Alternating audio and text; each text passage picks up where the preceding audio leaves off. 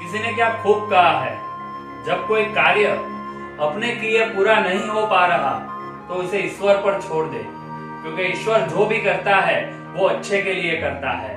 मैं fired up Rakesh एक बार फिर से आपके साथ पॉजिटिव वाइब्रेशन के साथ। एक बार की बात है, एक बहुत ही बड़ा राज्य था। राज्य में एक बहुत ही शालीन कुलीन प्रजावत्सल राजा रहता था।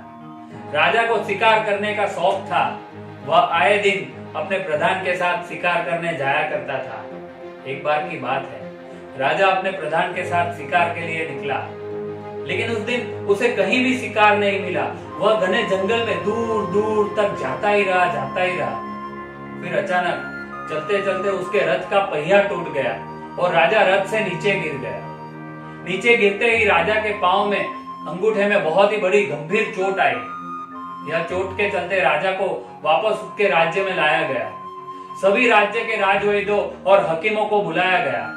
सभी राजवैद्य और हकीमों ने कहा कि यह बहुत ही गंभीर प्रश्न है, राजा के पांव की उंगली काटनी पड़ेगी। तब प्रधान ने कहा कि भाई जैसे भी हो, हमारा लक्ष्य यह है कि हमें राजा को बचाना है। आप राजा की उंगली काट दो, क्योंकि भगवान जो भी करता है वो अच्छे के लिए करता है। ईश्वर जो भी करता है वो अच्छे के लिए करता है, और हमारी लाइफ में, हमारी जिंदगी में जो भी होता है वो अच्छे के लिए होता है। राजा को बहुत गुस्सा आया।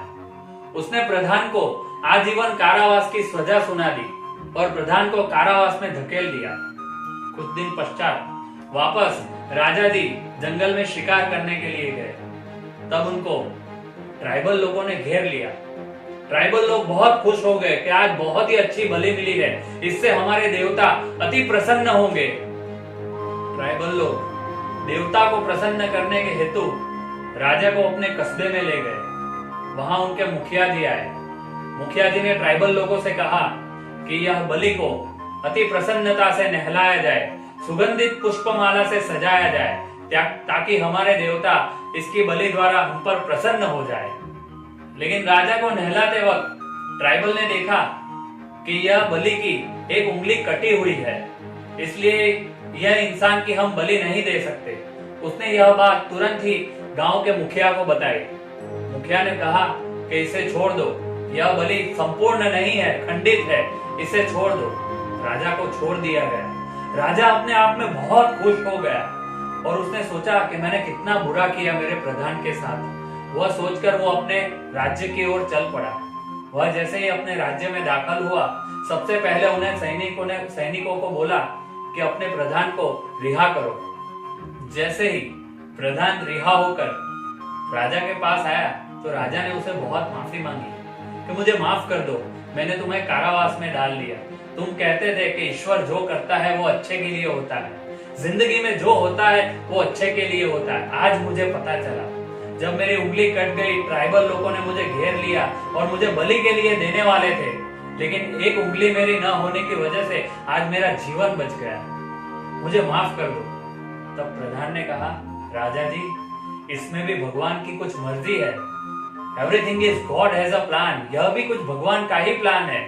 अगर आप मुझे कारावास में नहीं डालते तो मैं आपके साथ होता, और मैं आपके साथ होता तो आप तो बच जाते, क्योंकि आपकी एक उंगली कटी हुई है, लेकिन मैं तो संपूर्ण हूं, मेरी बलि चढ़ जाती। इसलिए भगवान जो भी करते हैं, ईश्वर जो भी करता है वो अच्छे के लिए करता है।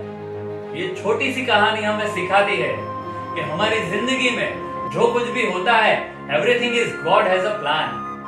जिंदगी में जो कुछ भी होता है वो भगवान की मर्जी के मुजब होता है। दूसरी बात, everything is happen for a reason. हमारी जिंदगी में, हमारी लाइफ में जो कुछ भी होता है उसका कोई ठोस कारण है, उसकी वजह से हो रहा है। और तीसरी और सबसे इंपॉर्टेंट बात, everything is happen for the good. हमारी लाइफ में जो कुछ भी होता है वो अच्छे के लिए होता है।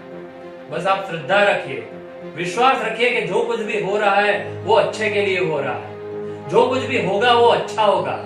आप अपने आप में विश्वास रखिए, अपने आप में विश्वास रखिए, ऊपर वाले पर विश्वास रखिए, क्योंकि ऊपर वाला उसी की मदद करता है जो अपनी मदद खुद करता है। फायर्ड अप राकेश आपसे यही कहेगा कि everything is God has a plan, everything is happen for a reason and everything is happen for the good. हमारी जिंदगी में जो कुछ भी हो रहा है वो अच्छे के लिए हो रहा है। आप श्रद्धा रखिए, विश्वास रखिए, आप अपने आप में श्रद्धा रखिए, अपने आप में विश्वास रखिए, क्योंकि मेरे दोस्त ऊपर वाला भी उसी को मदद करता है जो अपने आप में विश्वास रखता है।